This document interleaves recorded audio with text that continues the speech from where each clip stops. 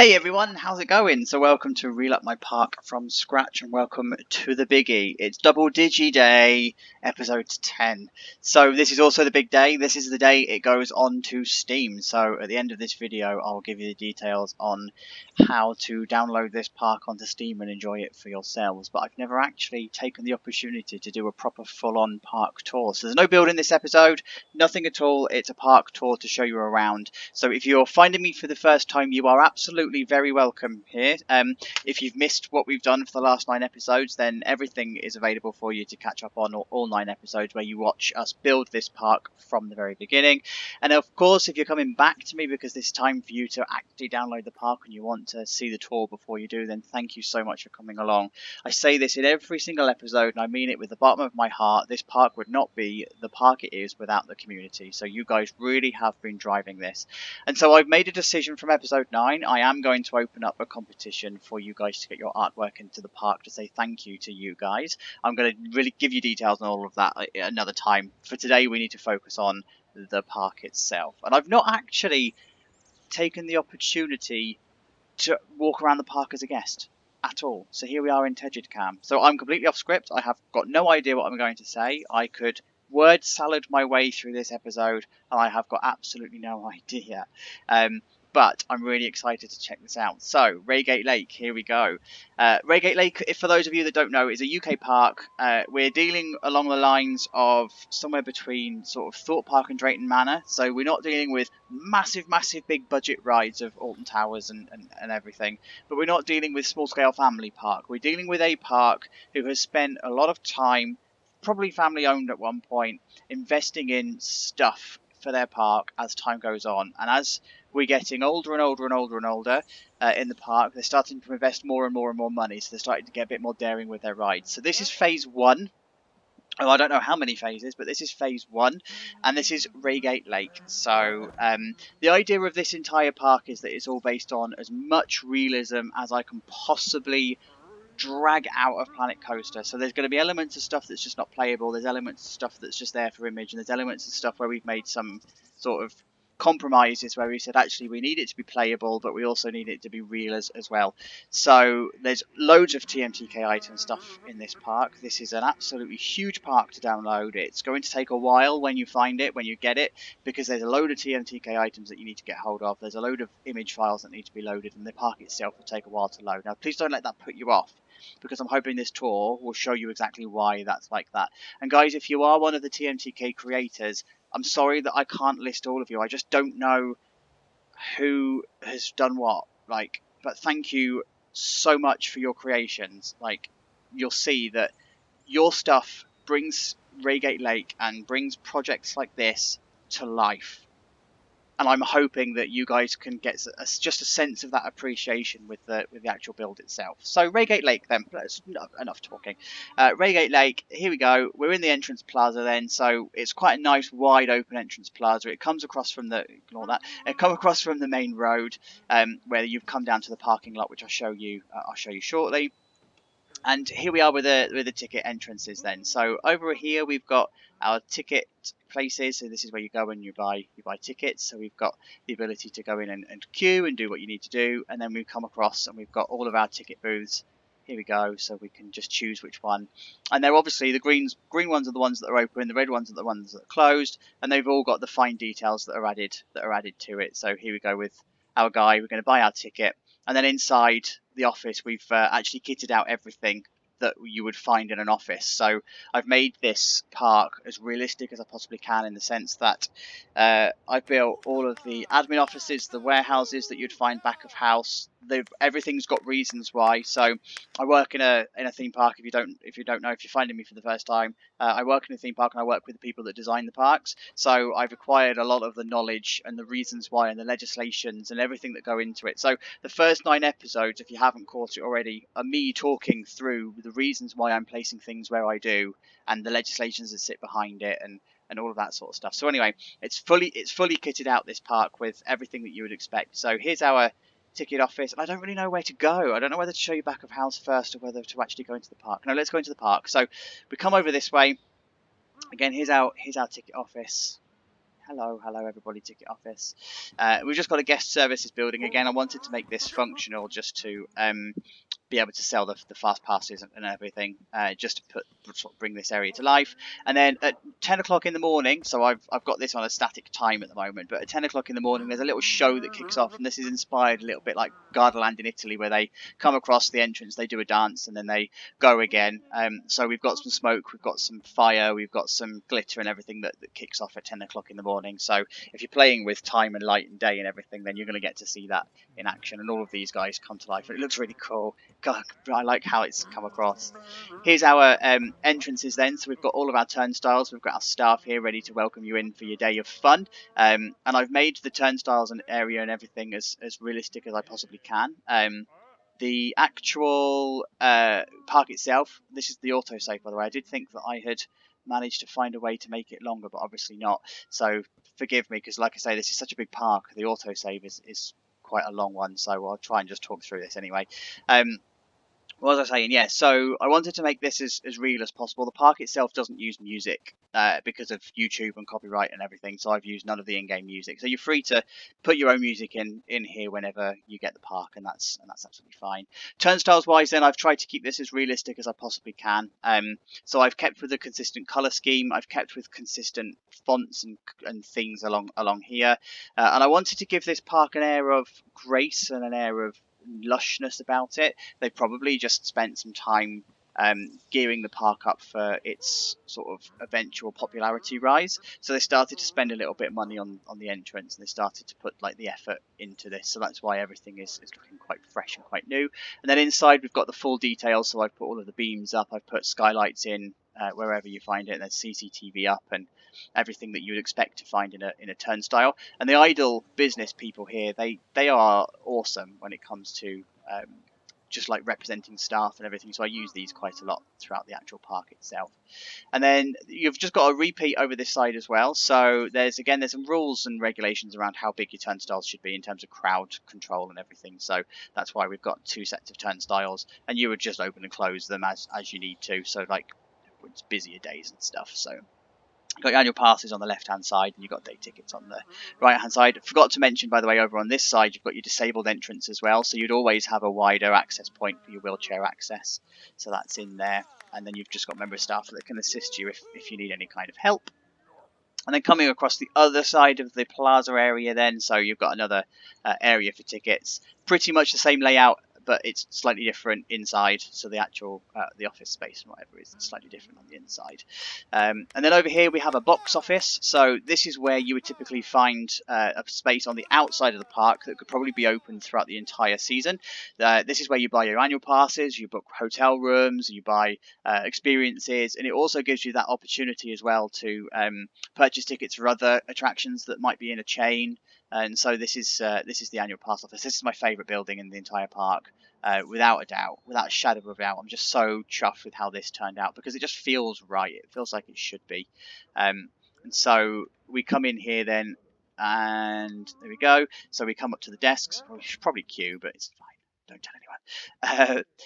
We come in here, and then it's all kitted out, all properly. We've got all of the skylights. The skylights, by the way, in case you're new to this, the skylights are there for vanity purposes. I spent so long doing the inside of this building, I just didn't have the heart to put a roof on it. So I wanted the ability to look in from the top when I was actually playing. But actually, it turned out it was the right decision, because they look awesome. It looks really, really good. Really, really chuffed with it. And then you've just got loads of like stuff. Just jump over the counter. You've got stuff behind the counter as well, so it's kitted out as if it would be in a real office. You've got all of your gifts and everything on the back. You've got your posters, you've got your fans, you've got all of the displays that are just bombarding you with all sorts of buy me messages. And then we've just kitted out the actual back here with all of the stuff that you would find. So your seats and your storage and your filing cabinets and stuff. And you've got your cash registers and your computers and everything. And then we can come in this way, and there's an office space.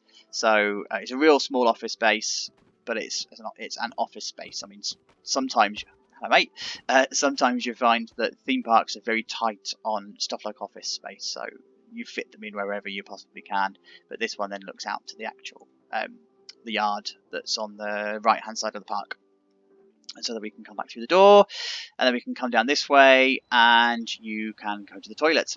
So again, I've just tried to make this as real as I possibly can. So I've kitted out the toilets. They're functional, so they are actual toilets, look, but I've kitted them out with as much stuff as you would find in a toilet. So all of the posters along the wall, you've got all of the sinks that are probably too close together, but all of the sinks, and then you've got hand dryers along the side, and then that's just for both toilets, for both male and female. So that's all in there. Again, so many TMTK items used on here. It's unreal. And then coming back this way, you go towards the coach park. So the coach park itself is for phase 2. So it's done, but it's not finished. So you'll see like there's a lot of tidying up that needs doing and stuff. This is like the "I'm done for now" stamp on the coach park. So, and that's purely because when you see the park, you'll see that this back area of the park here isn't fully developed. And that's because the hotel's going there, and that's going to be in a later phase. And that hotel, by the way, will be fully detailed. That's going to be probably a phase in its own right because it's huge. It's a massive project. And then behind here, then we've got ourselves a nice little staff area. So this is where you would typically just do some of the admin and some of the like backstage stuff, but not the heavy stuff, because you've actually got a dedicated heavy backstage area on the left hand side where you've got a business reception and everything like that. So all I've done here is this is the back of like catering units, and so here's just some like areas that you can go. Staff would have like their coffee breaks and stuff at the back to get away from the park. You'd put your bins and everything back this way, and you'd service the right hand side of the park in this area in terms of bins and storage and stuff. And then there's just a warehouse. So this warehouse is empty, and we've kept it, or I've kept it empty so far because we don't know what the park's going to do in the future.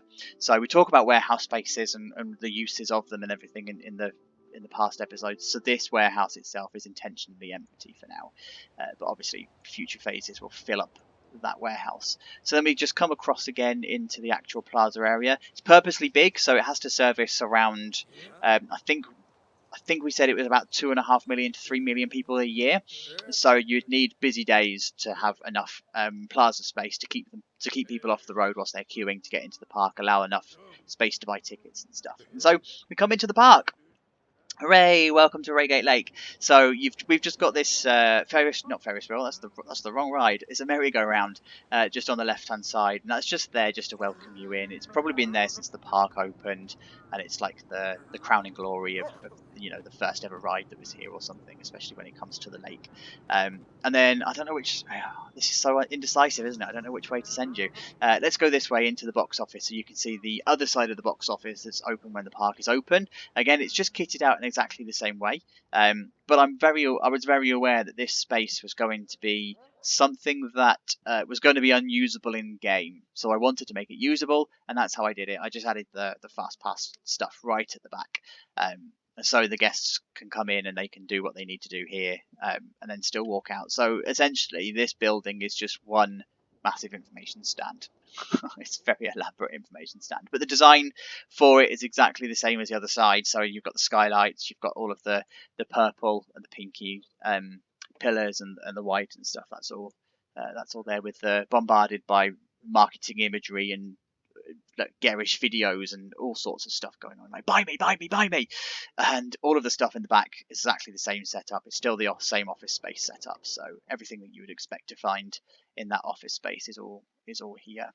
And where it's needed, I've also made sure that I've laid cables and stuff, so you can't see them for the fans and the lights here because they would be buried into the ceiling.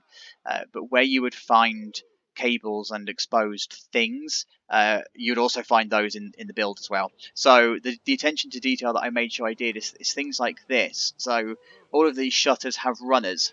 So all of the runners have a space in the wall, and then you've also got the I don't even know what these are called. Steel plates that you'd have where people can wipe their feet, like if their feet are wet, they step on it, and it sort of helps to get rid of the water and stuff. So I made sure to build all of that kind of realism element in. And then I've also done the same over here as well, so a lot of the parking tickets and everything. And I've made sure that there's drains around because there would be quite a lot of drainage. And actually, when you when you actually visit a park, take a look at the ground and just see how many drains and how many unsightly drains there are. You'd be amazed. You'd be amazed at what you find. So even though I've tried to tuck them away here, and we don't have drains big enough in the game to make them garish in the middle, so I sort of like tuck them away somewhere. But they are everywhere. They really, really are. So I've got the parking ticket machines here anyway, some phone boxes and just some clutter and everything, just to sort of bring this wall to life, so it's not just a bare stark wall.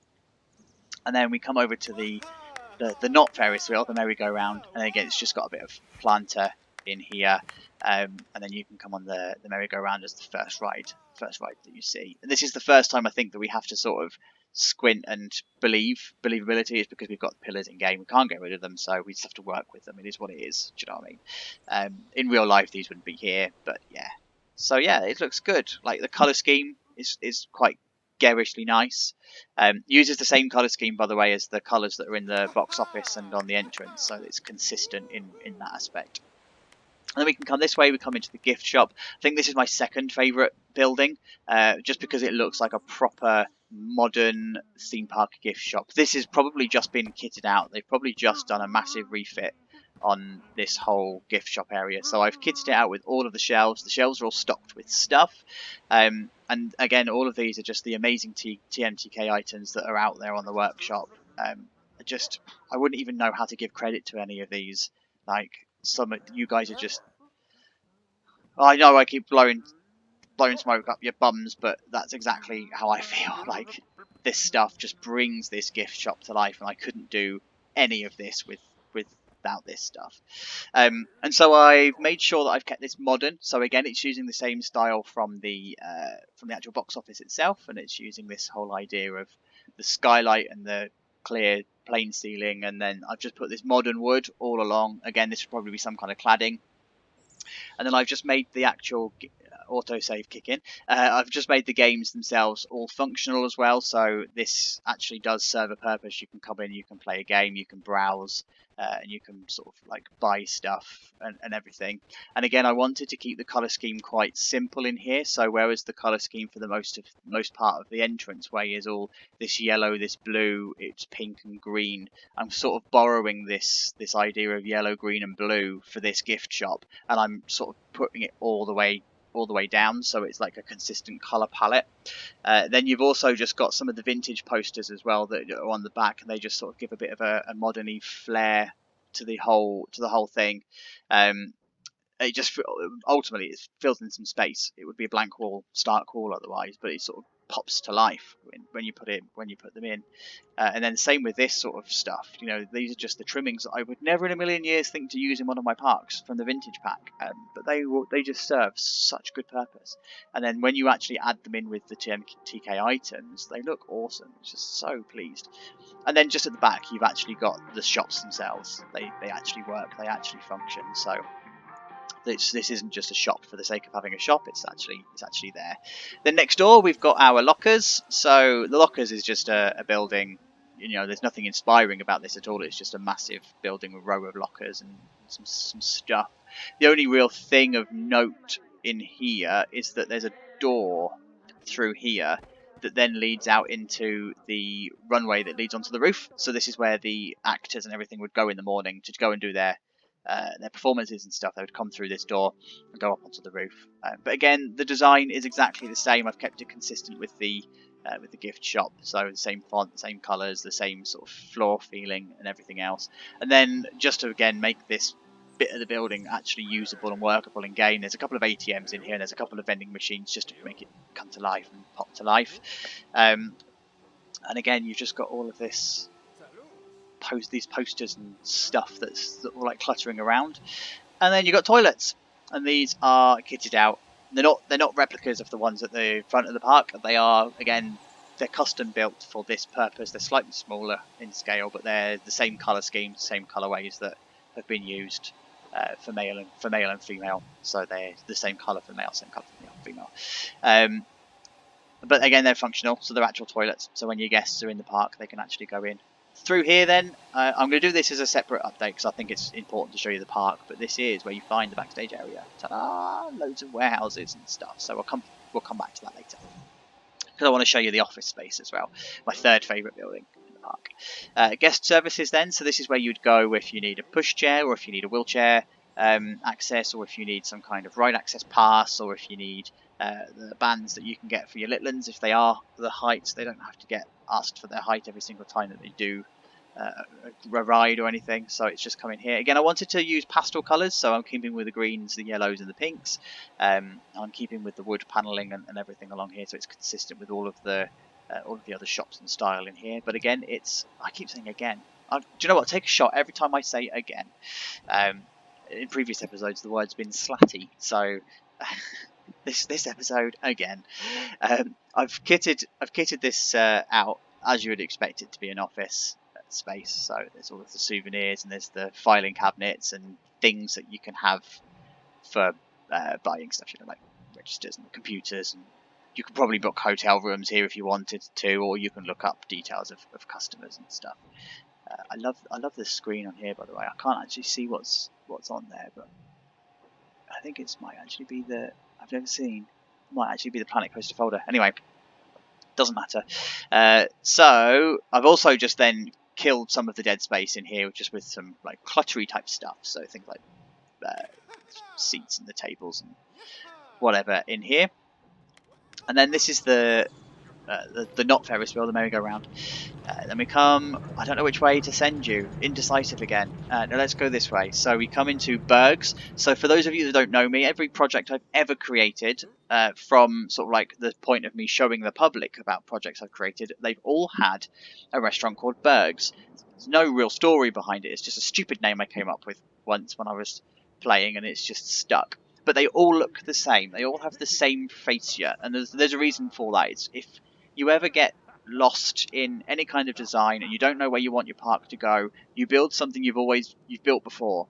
So this, for me, it's this Bergs, it's this style, it's this everyone looks the same. And the reason that you do that is because you break your creator's block without actually breaking that creator's block, without creating something new, should I say. So you break your creator's block by creating something that's the same. But because you're creating something that then fires off the imagination for other things around. So if you're ever stuck with knowing what you want in your park, or what you want your skyline to look like, or where you want things to go, just build something you've built before. Build from real life if you need to. Take a building that's in your city or in your town or wherever you are, your favourite building in a theme park, just build it in your park and the rest will follow. If you ever watch the film Field of Dreams, where I'm showing my age, build it. In fact, the phrase isn't build it and they will come. That's another discussion. But build it and they will come. That's what happens here. So inside, though, this is the first time I've really done a restaurant interior, like really focused on a restaurant interior. So all of these are individual beams. Granted, they're all individual beams that have been copied, but they're all individual beams. And all of the stuff along here is all the walls and the modern wood. And so I really wanted to get this feel for this wide open burger restaurant that I've never really done this kind of interior before. So this has got the service station, it's got all of your trays, it's got all of your sauces, it's got all of your cups and your mugs and your napkins and all of that sort of stuff. And these are actually usable bins as well, so when your guests are in the park, they will come across, they will use the bins.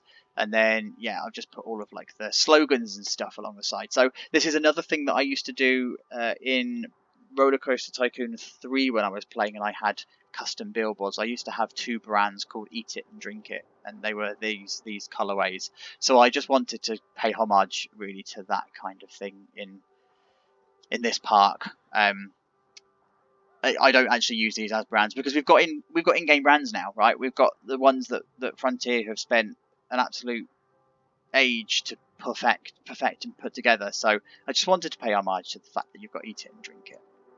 And then you've got all of your restaurant-y stuff along the top. These would be menus and whatever, but I've just decided to use the advert boards. Yeah, and then the wood panelling and everything just along the bottom, and it just makes that whole sightline pop to life. So, and then coming round this way, we start to see the lake for the first time. So we've got a ramp that goes down into the lake that would service this area if you needed to get boats and stuff out to do any kind of repair work. There's a bit of a plaza area here that you can come and enjoy some food or a bit of a chill out by the lake. And then there's the railway line, which you're going to see, but there's the bridge that cuts across this first part of the lake. And then we come this way, I think, to show you this one because it's the shorter one. So here's the railway line. Amazing gravel. Hydro, I think, has done this one. The gravel for this one, so it looks so good against the railway line. And then when you start to flesh it out with the flowers and your foliage, it just looks awesome. So we come across here, go to a level crossing, and then it opens up into a bit of a mini plaza, and then we have our railway station. So these won't, by the way, these won't have any images in because this is the competition that I'm going to launch. So this would be like an annual pass poster or some kind of advert for an event that you might be running, etc. So that's going to come later. That's down to the community for you guys to come up with something. But here's our railway station, a bit oldie-timey railway station. It's probably been here since the park was the early days of the park. Colour schemes and everything are very traditional Victorian UK railway station style. The queue is just, again, it's placed just onto a concrete pad. There's no real effort and everything put into the queues in the UK. But we've just got this awesome sort of like sight line where you walk past, and there's just the railway station. It's just there.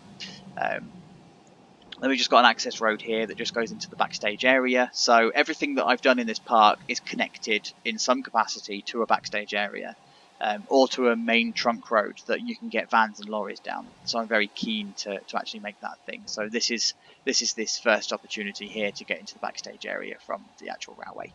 Then we come to our Eurofighter. So this was the first coaster we built in the park, and the story behind this is it's called Centurion, and at the time of building this, I had fewer than 100 subscribers, and so I wanted to do something to pay homage to 100 people that actually bothered to subscribe to the park. The second story is that the park itself has probably reached 100th birthday, and they wanted something major as an investment to put in, and so they bought this Eurofighter. And it's probably the newest part of the park because it's so close to the car park. It's sort of tacked onto the side of a main path. But yeah, the story that I've not really told you in public is that this is really my thank you to 100 people that bothered to subscribe to the channel, because when I started this whole channel I was furloughed from work, so it was looking a little bit ropey as to whether I was going to have a job to go back to. Thankfully I've got a job to go back to. I'm back at work now. But I started a YouTube channel of just me waffling on about stuff that I was building in Planet Coaster, and then I started a series called Reel Up My Ride, where I was taking blueprints that you guys had submitted and injecting some realism. And so that was my way of keeping connected to the theme park world whilst I wasn't able to work. And so I thought it was flattering that 100 people decided they liked my word salad enough to... Oh, here's the autosave. To actually want to see more. So I called this coaster Centurion to celebrate the 100 people. So anyway, the Eurofighter itself is your pretty box standard layout. It's a bit of a hybrid between Soar the Ride and probably Speed at Oakwood, and it contains your first drop here. It goes into a vertical loop, goes into a bunny hop, then it goes into a turnaround. It's not a turnaround, sorry. It goes into an Immelman, which I'll show you when the autosave is finished. There we go. So it goes into an Immelman, and then it goes into a brake run, so it allows you to have some more trains on the track. Then it goes into a bit of an overbank turn, then it goes into a 0G roll, and then it goes into a helix and into the bend. So it's nothing particularly special. It's not groundbreaking by any means. There are better Eurofighters that are out there in the world, but the park just put it in because it fits. And then this is the plaza area itself, so it's quite nice and wide.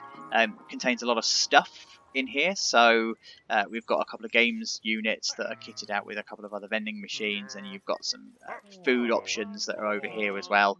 And then you've got the biggie, so you've got a photo shop, again not usable in any way, shape or form, but it just looks good on the sightline. So here's all of your ride photos that you've got for the actual Eurofighter itself. You've got a couple of staff that are ready to see you and sort of, hello, buy a ride photo please, buy some stuff. But again, I've kitted this out. Oh, there's a shot again, and another one.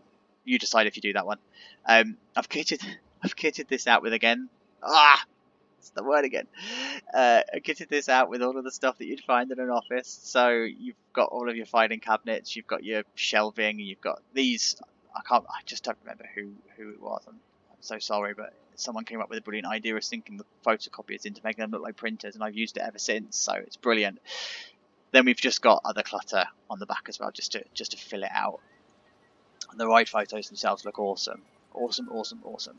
And you can ride this, by the way, this coaster as a POV on the episode 3. There's a POV, so you can go and have a look. Then we've just got the entrance. So again, you've got all of the safety signage and everything that you'd expect for queue times and the actual ride sign itself.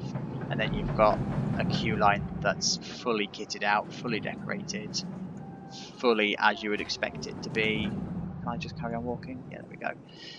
So then you just walk along the queue, we're going to very much cut the queue and just go through it like this. So it's a cattle pen, isn't it, basically? And then it comes up into the station, so you rise up into the actual station itself.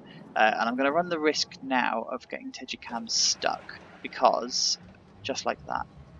Oh no, we are stuck. Okay, so let's come out of Tejikam, because I would like to show you in here that this is all also kitted out as a full-on maintenance shed. So this has got everything that you would expect to see in a maintenance shed that the game allows. So that the TMTK is available. So we don't have things like blue roll holders, and we don't have toolboxes and all of that sort of stuff. But we do have everything else that you would expect, and it's kitted out in accordance to health and safety rules. It's kitted out in accordance to distances and things like signage and fences that are needed for falling, and it's also got your typical stuff that you'd find in here. So you've got all of your office space, your shelving and bins and all sorts of stuff in here. So that's essentially what I wanted to do with this. And then your backstage area as well. The rides are kitted out with the stuff you'd find on rides. So you've got motion and contact sensors to make sure the brake run that you find on Eurofighters, they're all there. You've got these lights and everything on the actual catwalks and everything to make sure that it's all safe. And then you've got transfer tracks that are in place. Again, they're not usable in game, unfortunately, but they serve a purpose. And those transfer tracks are also fully designed as well. They all have runners, they all have cabling to it, they all have operation panels to make sure that you can actually operate them. So I've gone into as much detail as I possibly humanly can when it comes to what I know of backstage areas and maintenance areas, and I go through the whole principle and process of actually running and building a park in the other episodes. So let's head back into Tejikam and let's go elsewhere. There we go. There we go. Okay, so we're going to walk back this way. Oh, I didn't show you the lake. That's probably the biggest thing. It's called Raygate Lake for a reason. So there's the lake. I've given all of the reasons as to why the lake is as it is and how it is and everything in the episode. But I just wanted to have this almost man-made beautiful lake that was here. And then all along the side we've got things like duck food, and we've got interaction with the lake, and we've got low fences so that you could climb over and sit on the grass if you wanted to. The lake is shallow enough that if you wanted to go paddling you could. It's not advisable, but you could. And then you've got all of the stuff like life rings and everything all along the side as well. So it's everything that you would expect to find around the side of an actual theme park lake. And then you've just got a water feature in the key focal spot. So as you're walking into the park, you'll see the actual water feature itself. And I quite like that the railway runs alongside the lake as well, so you get a chance to really see the lake from different perspectives. From an exclusive, unobstructed view from the railway, it gives purpose to actually going on that railway ride in real life. And then phase 2 and phase 3 then will go down this way, so you'd have a purpose for this bridge, and then likewise with the other bridge that you'll see, or the other section that you'll see. So we're going to come across this way, and we're going to come into another area. So this is a bit more of a beachy kind of surfy theme. It uses a bit more pastel-y colours, but it's the same pastel colours that we were using in the entrance, so it's giving that consistent look and feel. And then you just got this like beach hutty type shop that's sitting on here, and again this is all beams and custom walls and stuff all along here. So where I needed to, I've not used any kind of the in-game walls. I've used beams and stuff to make the walls, because you just get a much better outcome. So you've got some game stalls here then, again fully kitted out, so you've got all of the stuff that's you would find. So this is a game where you throw the ball into a cup, and it's all got the stuff that you'd expect. Over here you've just got the bucket brigade, so you throw the ball into the bucket, but it's got to hit the triangle first, that kind of thing. And then this side I just put some of the targets up It's just a hit the target kind of targetto. Just throw the ball at the target. So yeah, and it's all kitted out. So you've got all of the cabling and everything for the lights. I don't know if you can see it very well in that. Yeah, there you go. All the cabling for the lights and everything. So they're all there. I was hoping to find some bigger games stuff, you know, like the prizes and whatever on the TMTK, but they don't exist. So I just use the small ones. It's fine. They work. They do what they need to do. This is an access then back to this backstage that we saw before. And then we've got this this is a hot dog restaurant, and it took me forever to build. I'm still not entirely happy with it, but it's done. It's fine, it's done. So this is, I think, the third iteration of the restaurant. If you want to see one of the iterations, it's at the back of the park in a graveyard. I'm going to use it later on. It's not one that I want to get rid of. I haven't got the heart to get rid of it. It wasn't right for this area. So dogs. Here we go, and we come in, and then we've just got this sort of like corrugated roof that's on the top. Similar style roofing that we had in the box office area, and it's a similar setup to Bergs as well. Kind of gives that impression, but I wanted this modern brick and everything. So there's a service station all along here. A bit more messy with this one, a bit more like cluttery, a bit sort of needs a bit of tidying up. It's not as well kept as the other restaurant. The manager's probably in the other restaurant. That's the baby. This behind here isn't a service area or anything. It's just an in-game staff room, just to make it work. And these were meant to be your self-serve food points. I was going to make them into proper self-serve food points using beams and everything, and they ended up being something like 8,500 pieces per one. So I decided to not do that in the end. I just kept them as ATMs. So if anybody wants to make a TMTK cover that looks like the food service containers, then I will love you forever, and I will put them into the park. And then you just outside here, you've got your restaurant seating and everything. And this is a very subtle terrain change. It goes uphill quite a lot actually, but very subtly. And then you've just got the chair swings, very much inspired by the Leesburg chair swings, very much inspired by them.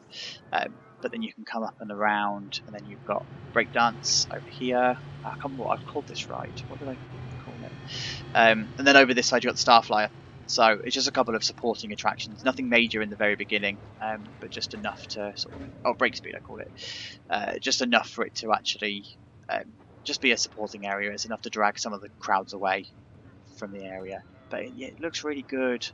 I use concrete padding for all of the queues to get rid of the gaps. So everywhere you see will have like curbs and then the concrete padding, and it just making that extra bit of effort gives the realism just that little bit more believability. You don't have to squint as hard to make it look real, and it just pops to life when you do that. So coming across this way, then a couple of vending machines and some stuff. Again, we're going uphill, and we come to Cosmic Cow that I finished in the last episode as part of the tweaks and everything. So here we go with Cosmic Cow. It's just a shack. The idea of the shack is that you could probably strip away all of this branding and repaint it if you wanted to, and repurpose it if you ever needed to have a new contract or anything come in. So that's all there. And then we come to the log flume. And so whilst the autosave is going, there's a couple of things to talk about the log flume. So I wanted the idea of the main path to interact with the splash of the log flume in the same way that the likes of Tidal Wave does at Thorpe Park, in the sense that forgive the audio by the way, this is what happens with the autosave. It's not actually anything wrong with your video. It's just how the game is processing the autosave. So the idea was that at Thorpe Park, Tidal Wave comes down, it creates the massive splash, and then it goes over the building, and then it hits the path as you're walking past. And I liked that idea that the main path would interact with gets it that way, and that's good timing. Look at that. So as a boat comes down, it comes over the path, and because the log flume is situated so close to a path, when it does that, the guests react to the ride, so it looks like they're reacting to the splashing of the water. And then this is what you're looking at. So I've had to consider real design specifications for this ride. Splash. So this is actually got precedence in the height and the drop and the length and everything. And again, I talked through all of that in the log flume episodes. And then you've just got the view down that way, just to say Hello. So all of this back here, this is all phase 2 stuff. So I haven't finished the pumps and everything along here because I'm going to be doing that once I develop this area. So then we come this way and we come into the western area. This is probably taken up the most of the episodes. It's a bit of a bigger western area to deal with. So you've got an SLC coaster standard layout that's on the left hand side. There's a stand-up coaster in the background that you possibly can't see, this one here, and then you've also got the log flume down here, and then there's the drop tower ride over on the side. We've got this toilet building. This is inspired by one at Gardaland, in the sense that it's set away from the park, but it's also a bit of a thoroughfare, but it's a secret thoroughfare. You don't know that you can get through, but it's a real good shortcut if you ever know it. And if you've been to Gardaland, you'll know what I mean by this. So again, the toilets are all kitted out as you'd expect them to be inside, but this time I've used the wood panelling just to bring it together with the western area. So, and I haven't changed the colours on this one either, so they are the same colours, but they're the very same layout and everything. So you've got the sinks and the mirrors and stuff. Forgive this squint, and you can believe it. And then they've got drain pipes and everything down the actual roofing and whatever. So I've thought about all of the drainage of this area and supports for the roof, so it overhangs. And this has got supports, and then it would have like a dead space above the roof, above the ceiling, that you could go and service. And then this is quite a nice area to chill out. I mean, it's near toilets and stuff, but it's a nicer area just to go and chill out. And then you can come down and walk down the path, and then you've ended up in the actual western area. So you've got Logrush Falls. This is the log flume, so horrible cattle pen queue, but you've got your ride photo booth, serviceable by using the Hat's Fantastic and the Looney Balloons. That's all there. This is another office kitted out area, and it's actually the same way as I have with the others. Staff are ready to purchase like photos and stuff. And then the station itself is all properly kitted out too. So you've got all of your ride staff are in place to make sure that the operations are working properly, and they're all in accordance to legislation as well. So they're standing where they actually would need to be to launch a boat before they actually check stuff. And then inside the actual ops cabin as well, you've got everything that you would find in a small ops cabin. So you've got a bit of an area for stuff and paperwork and whatever. You've got your fire extinguishers and fire break point. You've got life rafts and stuff. So this is what you'd find pretty much in a log flume. A log flume cabin. And then over this side, I didn't really do much in here, but this would be a cupboard. So this is your electrical cupboard. This is where you find all of your electrics and stuff. So just put some clutter around and just made it believable as an electric area.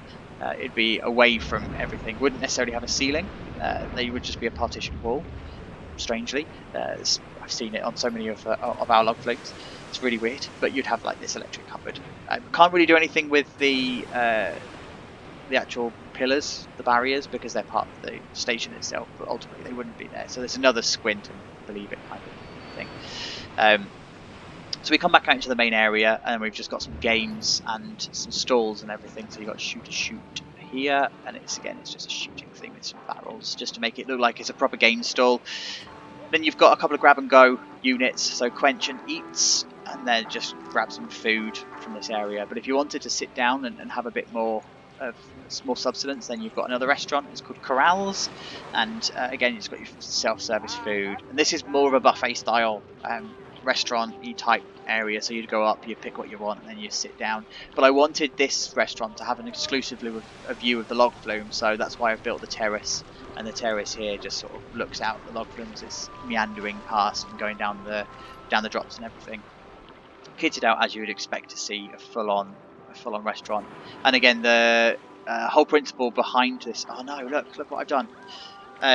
The whole principle behind the actual area as well is it's very cheap Western. So it's been put together to be Western believable, but it's not actually very well put together. Because the park themselves. Oh look, you've actually just gone straight onto the roof. Are you kidding? So the park itself wouldn't have put much of an effort into anything that they've done in this area. They wouldn't invest the money just yet. But they put the money into the rides. They just wanted it to be a bit believably Western. So there we go. Back into Tajikistan. So we've got a free drop ride. So this is like the pinnacle of this drags you to the area because you can see it for miles and miles and miles around. So free fall, frenzy fall. There we go. And then our stand-up coaster. So there's a story behind the stand-up coaster, and that's that the park would have started to invest lots of time and money into attractions in the early days. So they wanted something that was a little bit pioneering. As we all know, what happened to stand-up coasters? They were a bit rubbish, and they sort of fell apart, and they started to be converted into flawless coasters. But this one still stands just like Drayton Manor's as a stand-up coaster. It's a very simple layout. It's slightly longer than Drayton Manor's, but very similar layout. Again, you can watch that being built and put together and stuff. It uses like custom 0G in, uses the 4-meter method, and again it's using all of the legislation involved with building stations at heights. So you've got your disabled lift and an area, and you've got like marketing stuff that's all in here, so your safety signage and whatnot. Yeah, so it's a cross actually between Shockwave at Drayton Manor and Green Lantern at Six Flags. And then just the plaza area here has got a load of vending machines and a couple of grab and go places. It's your photo booth as it needs to be, but it's close to the turnaround, so you've got a nice little bit of path interaction. You can see through to the corkscrews, and you can see into the turnaround. You can see onto the brake run and that sort of stuff. Station is, I can't take you up to the station because of Tedger Cam, but the station is all kitted out with everything you'd expect as well. So it's got all of your baggage points, and it's got all of your staff standing where they should be, and fire exits, and all that sort of played out and considered. And then we come down. We're nearing the end, by the way, which is a shame because it means that phase 2 has to start. So we come down this way into another smaller plaza area. So we've got Goldmine Gifts, that's our SLC in the background. There's another gift shop that's similar to the front one, but it's a different layout. It's usable in the sense of it having grabbing machines, but no actual... Did I put gift shop? No, I don't put gift shop in the end. No, so it's just the grabbing machines in here. But it's all, again, thought through, so it's all the gifts and stuff that you would find for this area. Western infused, Western themed, and it's using the colours and everything from Gold Rush. And then again, the actual counters themselves are all kitted out as you would expect them to be. Excuse me, mate. As you expect them to be all along here. And then you come through from the exit underneath the brake run of the ride, and then through this awful path. So the idea of this SLC is because SLCs are just vile and horrible things. I wanted to make this vile and horrible but real. So if you imagine how most SLCs actually are, this kind of ticks a lot of those boxes, even down to the hideous maintenance area that we've got in here, which I'm hoping I can show you. Don't know, without integrated camera, I don't think I can. So I've kept it nice and clear, I've kept it clean, I've kept it true to life with maintenance areas, but this one's kept clean because it's open. So the idea would be you dismantle your trains and take them to the other side of the park. And then we come back this way. We'll go through the shop again. This way. There we go. And then you've got the awful catwalk pen along here, and I keep getting comments going, there's no queue covers. In the UK we don't have queue covers. We have an average temperature of 21 degrees in the summer. Unfortunately, the last couple of days of filming this, it's not been 21 degrees in the UK, which is about 70 degrees in US money. And I wanted this to be just a slab of concrete with some fences in, and it's achieved exactly as I wanted it to. It's a horrific queue for a completely horrific coaster. So it sort of comes together nicely. But the one thing I did want to do is to put some effort into the very front of the queue because of the sight lines. So here I made this as real as I possibly could. The queue isn't straight, it curves and it bends slightly. It's got a couple of planters either side, so you can see like that it's not straight. And I like that. It's got a bit of fluidity to the actual station itself, or to the queue itself. And you come up into the station, and as you would expect, kitted out just as the autosave kicks in, kitted out with everything that you need. So you've got all of your baggage hold signs, you've got your exit signs, you've got the people standing where they should be. You've also got some decoration and everything around your ride host point. You've got some places for you to actually hold your baggage and put stuff in, and then you've also got your safety signs as well. So you've got things like your staff no entry points, and you've got a break glass fire exit, fire point that's located all across the side. You've also got your first aid kits and stuff that are all in here. So that again, it's this idea of Western enthused and Western themed, but not very well put together, but yeah, it is at the same time. And it's got all of the detailing on the roof and everything, so each of the beams serves a purpose, so they have a reason to be put together. They have a reason to be there, and they would all be joined together in some capacity.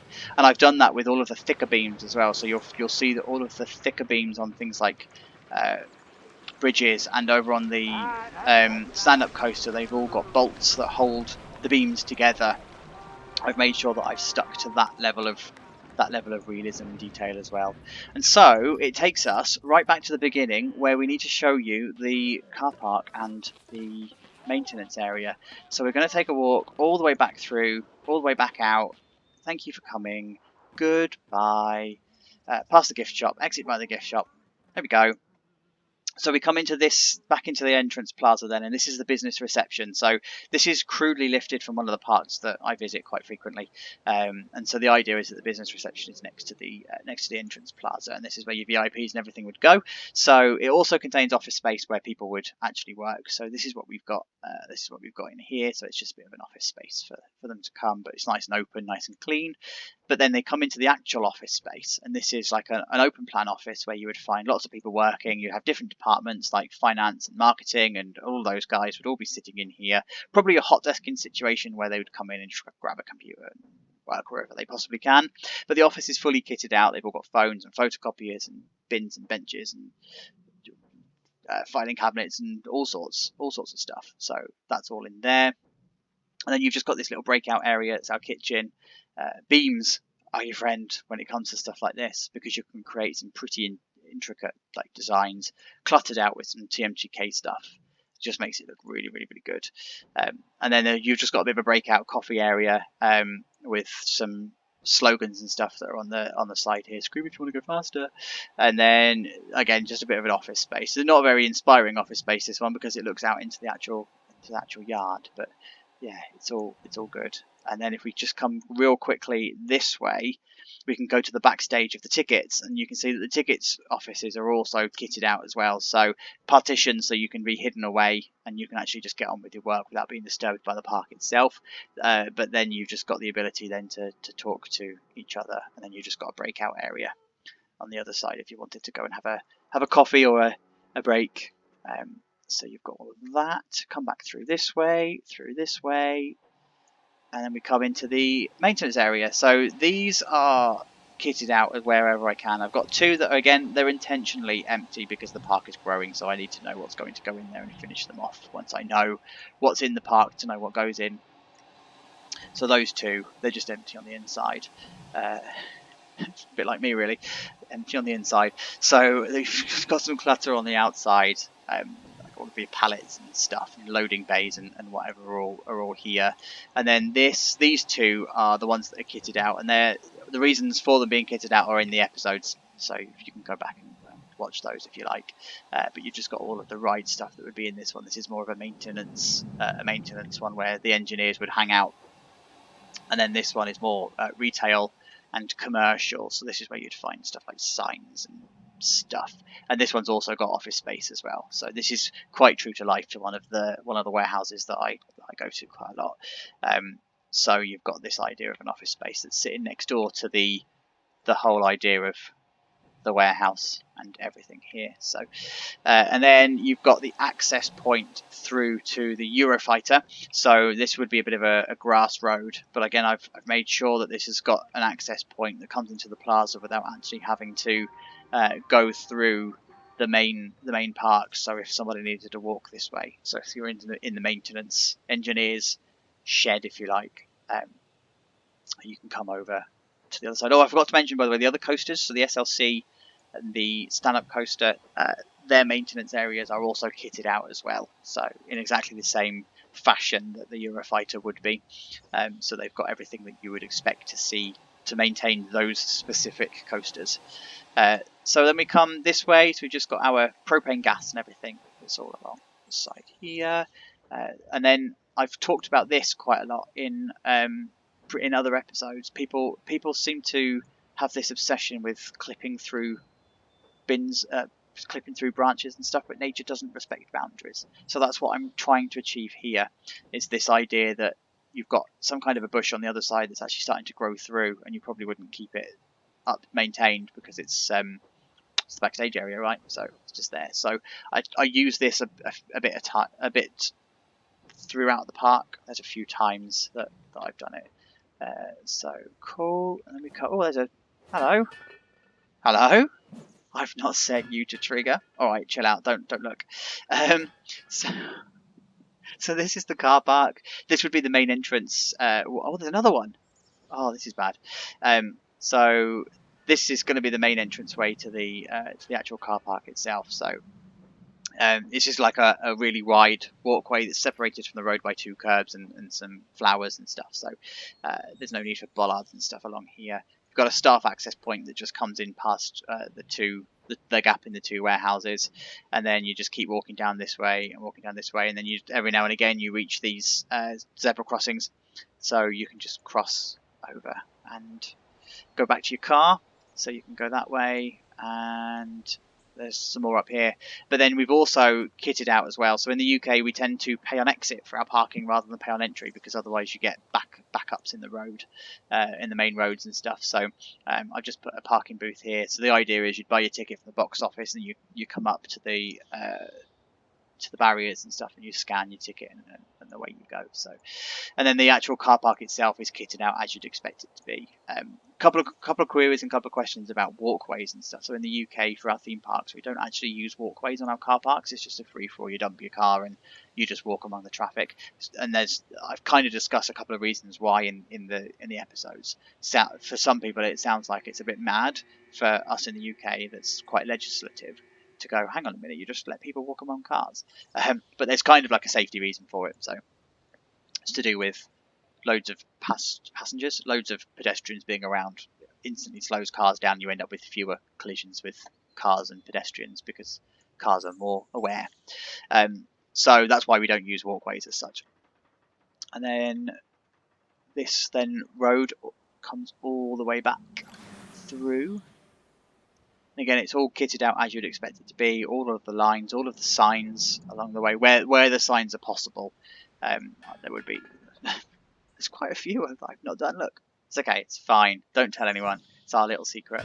And then we just come back this way to the actual entrance.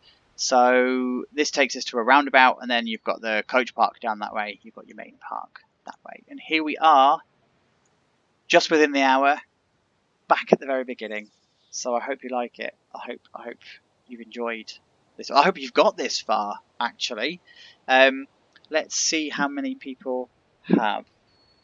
Let's go for, if you get this far, type in the comments TV remote. Let's do that. Let's see how many of you actually got this far. But guys, now on a serious note, thank you so much for coming on this tour. The download link is now available, so you probably already spotted it in the comments, and I expect you didn't get this far because you actually just wanted to go and play with the park, and that's fine. I don't mind, because that's what I did this for. This whole episode is to show you around the park from a guest perspective. But if you've already been watching the series and stuff, then there's probably no real reason for you to come on a tour anyway. So if you want to know when phase 2 starts, it will be starting very soon. This isn't going to be a publish it and forget about it. I want to carry this on as much as possible and as quickly as possible. So phase 2 will be coming very, very soon. But just very aware that I wanted to thank the community by releasing phase 1 for you to actually play with and have some time with. So and you can actually see how things are pulled together, and hopefully some of it will inspire you with some of your parks as well. If you have any questions, if you have anything you want to know, then you can absolutely let me down in the comments below. But guys, thank you so much for coming along. Please remember to subscribe if you want to know when phase 2 and everything is coming. Please remember to leave a comment, because I love chatting to everybody. Thank you to all of the community that's paid all of the attention to this series, to the TMTK creators that have done everything, and just to everybody that's made just this phase 1 possible simple and so enjoyable, and I really hope that you stick with us for Phase 2. So until we speak for Phase 2, please look after yourselves, please look after each other, and I will see you all soon. Take care. Bye bye.